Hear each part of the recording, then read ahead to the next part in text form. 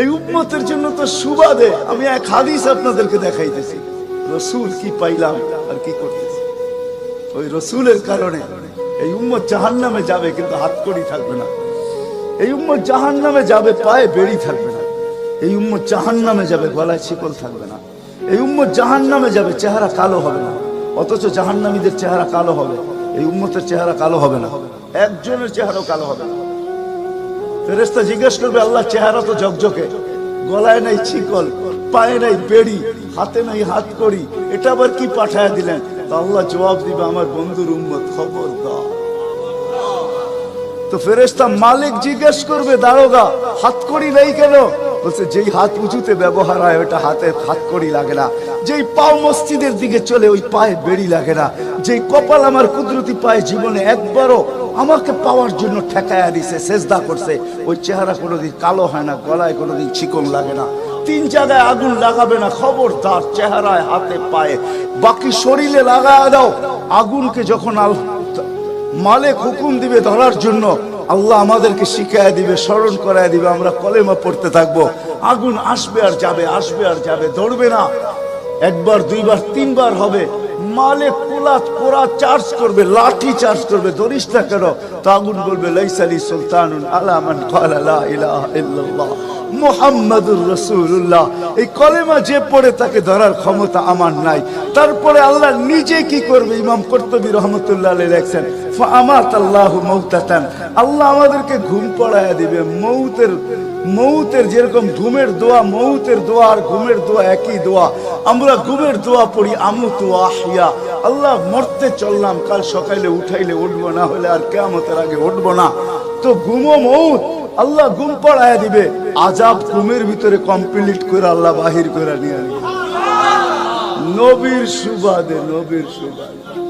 হায় হায় হায়, একটা পর্ব এরকমও আসবে, জানি না নারায়ণগঞ্জের মানুষ বুঝবে কি বুঝবে না। একটা পর্ব এরকমও আসবে নবীর সুবাদে, একটা পর্ব এরকমও আসবে নবীর সুবাদে, এরকম একটা পর্ব আসবে। আল্লাহ জিবরিলকে ডাইকা বলবে যে আরশের সাথে কান লাগাও।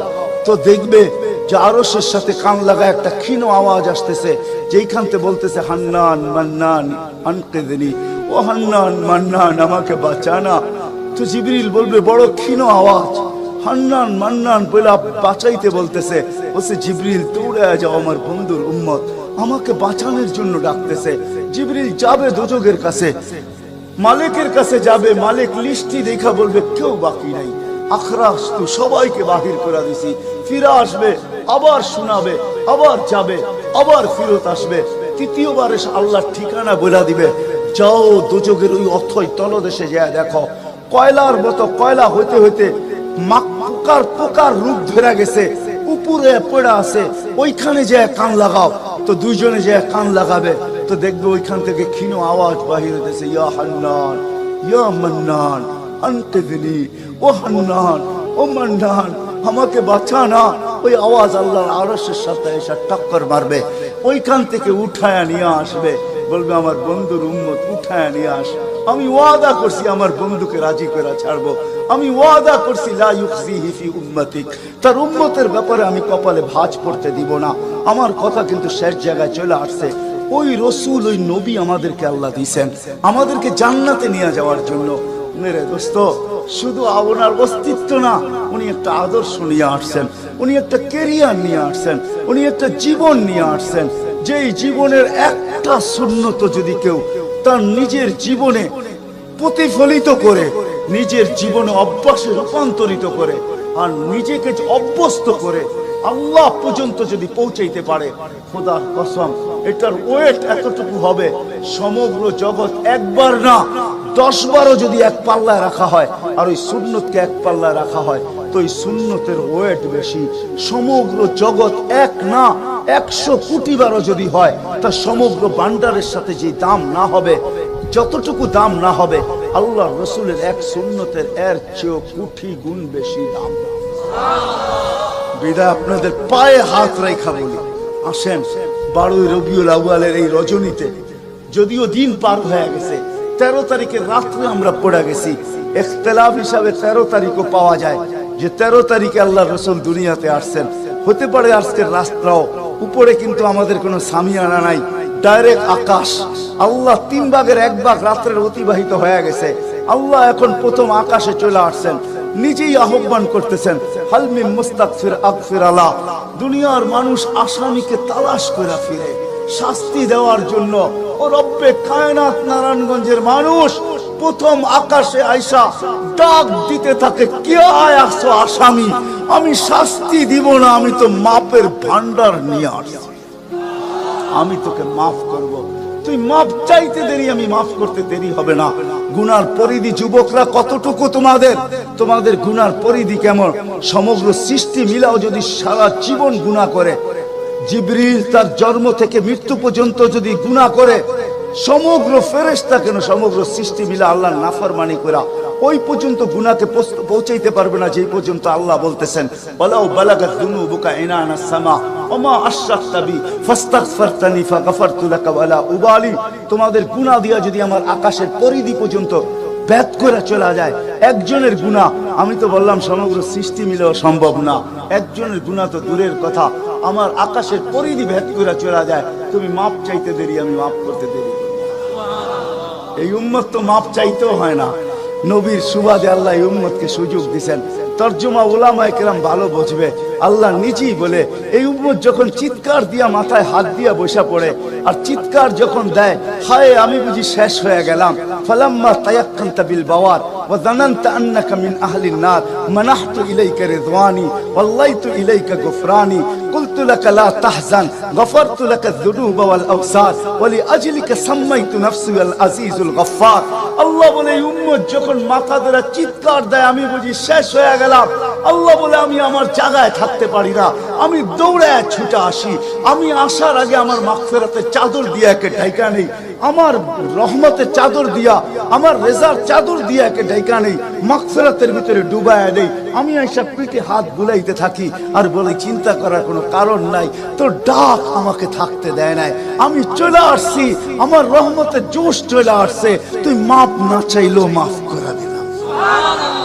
মুহাম্মদুর রাসূলুল্লাহ সুবাদে বিদায় নারায়ণগঞ্জের মানুষ, আমি যুবকদেরকেও বলবো, মা বোনদেরকেও বলবো, সবাইকে বলবো, শুধু আমাদেরকে জান্নাতে নিয়ে যাওয়ার জন্য আসেন নাই, একটা সুন্দর জীবন আমাদেরকে দেওয়ার জন্য আসছেন, 60-70 বছর একটা সুখের জীবন দেওয়ার জন্য আসছেন, 60-70 বছর একটা আনন্দের জীবন দেওয়ার জন্য আসছেন, 60-70 বছর একটা এনজয়মূলক জীবন দেওয়ার জন্য আসছেন।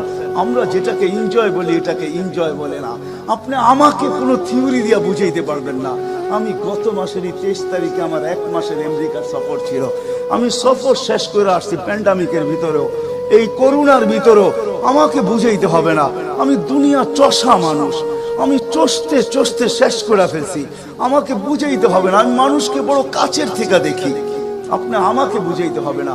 যেগুলাকে আমরা এনজয়ের সংজ্ঞা দিই এগুলা এনজয় না, যেগুলাকে আমরা সুখের সংজ্ঞা দেই এটা সুখ না, যেটাকে আমরা বলি হ্যাপি, এটার নাম হ্যাপি না।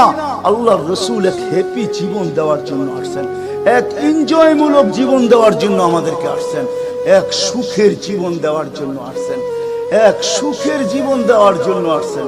সাহাবারা সুখী ছিল, কসম খোদা, আমরা দৌড়ে দেখছি, কিন্তু আমরা এখন পর্যন্ত কোন ব্যক্তি বুকে হাত দিয়ে বলতে পারবে না যে আমি কোন সম্পর্ক নিয়ে সুখী, কেউ বলতে পারবে না কোন সম্পর্ক নিয়ে সুখী, কেউ বলতে পারবে না আমি অর্থ নিয়ে সুখী, কেউ বলতে পারবে না আমি পদ নিয়ে সুখী, কেউ নিজে বলতে পারবে না এনাফ এই শব্দটা কেউ বলতে পারবে না, সুখী বলতে পারবে না।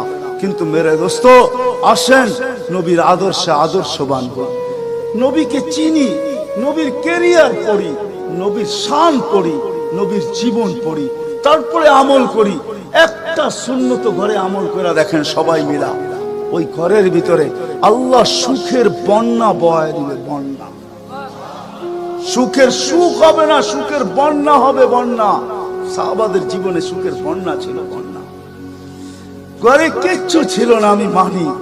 আজকেও অনেক আলেম ওলামা আছে যাদের ঘরে কিচ্ছু নাই, কিন্তু যা দেখবেন সুখ আছে, সুখ, সুখ রাখবেন না, সুখ আছে, সুখ আছে। কয়জন বলতে পারবেন যে আপনাদের পাও টিপা ঘুমের থেকে উঠায় আর পাও টিপতে টিপতে আপনাদেরকে ঘুম পড়ায়? আলেম ওলামা বহুত বলতে পারবে যে আমাদেরকে পাও টিপতে টিপতে উঠায়, পাও টিপা টিপা আমাদেরকে ঘুম পড়ায়। এর চেয়ে বড় সুখ কি চান? এর চেয়ে বড় সুখ কি চান? ডেলি মাথায় তেল লাগায় দেয়, পায়ে তেল লাগায় দেয়, আঙ্গুল ভুলাইতে ভুলাইতে ঘুম পড়ায় দেয়। ঘুমাও, সারাদিন পরিশ্রম করে আসো। ওই হাদিসের মেস্তাক সেটা ফাতেমা রাদিয়াল্লাহু তাআলা আনহা বলছিলেন, খারাজা জাওজুহা মিন বাইতিহা হাসিনা তাতাশাব্বাকাত। আলী তুই ঘর থেকে বাহির হস, আমার দিলটা চুরমার হয়ে যায়। আব্বা শিখায়া দিয়েছেন, আমার দিলটা ব্যথায় ভাঙ্গা পড়ে। তুই কেন বাহির হলি ঘর থেকে? তাতাশাব্বাকাত, আমি রাস্তা দেখতে থাকি, শুধু দেখতে থাকি না, তুই আসার আগেই আমি দরজায় পিঠ লাগায় দাঁড়ায় থাকি। আলী তুই যখন টোকা দেস তো টোকা দরজায় পড়ে না, আমার পিঠে পড়ে, এক টোকায় খুলা দেই। আলী বলে এই জন্যই তো আজ পর্যন্ত কোনোদিন 2 টোকা দিতে হইল না, 1 টোকাই তুমি খুলা দাও। বলে আলী আমি তো রাস্তার দিকে তাকাইতে তাকাইতে কখন যে দরজায় পিঠ লাগায় দেই, আর তোর টোকা এসে আমার পিঠে লাগে, আমি সাথে সাথে খুলা দিই। আব্বা এটাই শিখেছে আমাকে। দিস ইজ লাইফ, এটার নামই লাইফ। আপনি আমাকে লাইফের সংজ্ঞা বুঝাইতে হবে না। আপনি আমাকে রাগ হবেন না, আপনারা আমাকে কোন দুনিয়া দেখাবেন? Canada, America, Australia, Europe, Japan, উন্নত বিশ্ব, চষতে চষতে আমার জুতা শেষ। আল্লাহ আমার মোকাদ্দরে রাখছে চষা। আমি বড় কাছের থেকে দেখি, এইখানে কান্নার অভাব নাই, এখানে কান্না। আমি জানি লাইফ কাকে বলে। লাইফ ওইটার নাম যেটা মুহাম্মদুর রাসূলুল্লাহর আদর্শমূলক লাইফ। লাইফ এই জন্য পায়ে হাত রাখি। এই রাত্রে আল্লাহ প্রথম আকাশে সবার কাছে পায়ে হাত রাখবো। আমি বেশি বলবো না, ডেলি একটা সুন্নত শিখেন। ডেলি কয়টা? একটা সুন্নত। চাই সেটা খাওয়ার হোক, চাই সেটা শোয়ার হোক, চাই সেটা চলার হোক, চাই সেটা বলার হোক, চাই সেটা ঘুমানোর হোক, চাই সেটা বাথরুমে যাওয়ার হোক, চাই সেটা মসজিদে ঢুকার হোক, চাই সেটা কারোর সাথে কথা বলার হোক, চাই লেনদেনে হোক, একটা সুন্নত শিখেন। হায় মুহাম্মদুর রাসূলুল্লাহ বড় চোখের পানি ছড়ায় গেছে। আমাদেরকে জান্নাতে নিয়ে যাওয়ার জন্য আসছেন, নাইলে আসছেন না। দুজাহানের বাদশা কেন আসবে? জমিনে কেন পাও রাখবে? যার রহমতের ভিতরে, যার অস্তিত্বের ভিতরে সমগ্র জগতের অস্তিত্ব লুকানো ছিল। শুধু শুধু আল্লাহ আদম আলাইহিস সালামকে বলেন না, লাউলাহু লামা খালাকতুকা ইয়া আদম। উনি না হইলে তোমার অস্তিত্ব হতো না। লম্বা কাহিনী আমি শর্টে বলতেছি, তোমার অস্তিত্ব হতো না। যার নামটা নিজের নামের সাথে মিলায় রাখছে, এটাই বলে দিচ্ছেন। যুকিরতা ইদা যুকিরতা, যুকিরতু যুকিরতা ইদা যুকিরতা, যুকিরতু ও যুকিরতা মাই। আমার নাম যখন উচ্চারণ হবে বন্ধু, তোমার নাম উচ্চারণ হবেই। আমি আমার নামের সাথে তোমার নামটা মিলে রাখছি। যাকে আল্লাহ 1000 বছর সৃষ্টির 1000 বছর আগে, যার আল্লাহ পরিচয়ের ডঙ্কা বাজাইতেছেন, ইয়াসিন 1000 বছর আগে পড়ছেন, তখন আল্লাহ বসাইতেছে ইয়াসিন আল কোরআনিল হাকিম। আমি তো বলি ওলামা বুঝবে, ইয়াসিন আল কোরআনিল হাকিম ইন্নাকা লামিনাল মুরসালিন। আমি তো বলি ইন্নাকা ওকে বলা চলে যে সামনে উপস্থিত বসা। আরবি গ্রামার এটাই বুঝায়। আল্লাহ মনে হয় বন্ধুকে সামনে বসাই বলতেছিলেন ইন্নাকা লামিনাল মুরসালিন। আমার মনে হয় পেটে হাত রাইকেই বলতেছিলেন ইন্নাকা লামিনাল মুরসালিন। বন্ধু আপনি নবী হিসাবে প্রেরিত বন্ধু। ওই রাসূল কি রাজি? একটা সুন্নত শিখবেন। হ্যাঁ, কে কে ওয়াদা করতে পারেন? ওয়াদা, কিন্তু ওয়াদা দূর দূর পর্যন্ত। যদি নবীর মোহাব্বত থাকে আপনার ভিতরে, একটা সুন্নত ডেলি শিখবেন। ওটাকে নিজে জীবনে অভ্যস্ত হন। নবীর যুবকদের পায়ে হাত রেখা বলে শিখো, নবীর কেরিয়ার শিখো, নবীর শান শিখো। ফেসবুকে উল্টা পাল্টা জিনিস দেখো না, উল্টা পাল্টা প্রচার করো না, নবীর শান প্রচার করো। নবীর শান শিখো। আমাদের কোন নবী, কোন নবী আল্লাহ দিয়েছেন, তার শান শিখো, তার শান প্রচার করো, তার ক্যারিয়ার প্রচার করো। নবীর খাওয়া কেমন ছিল? হায় হায়, শুধু শুধু আল্লাহ বলেন না ইন কুনতুম তুহিব্বুনাল্লাহ ফাত্তাবিউনি ইউহিব্বুকুমুল্লাহ। শুধু আল্লাহ ভালোবাসবে না, তোমাকে চুমা দিবে না, তোমাকে বুকে জড়াবে না, তোমাকে আল্লাহ নৈকট্য দিবে না, বন্ধুত্ব দিবে না। ওয়াগফির লাকুম যুনুবাকুম, আল্লাহ ওয়াদা করতেছে গুনাহ মাফ করলেও মাফ, না করলে তো নাই, করলে মাফ মাফ মাফ মাফ মাফ। কেন? ওয়াদায় সিগনেচার করে, ডিডে সিগনেচার করে ফেলছি, আমার বন্ধুকে আমি লজ্জিত করব না।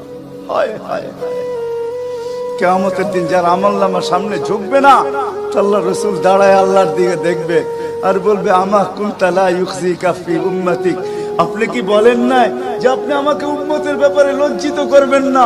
পাল্লা তো সামনে ঝুঁকে না, কি করব?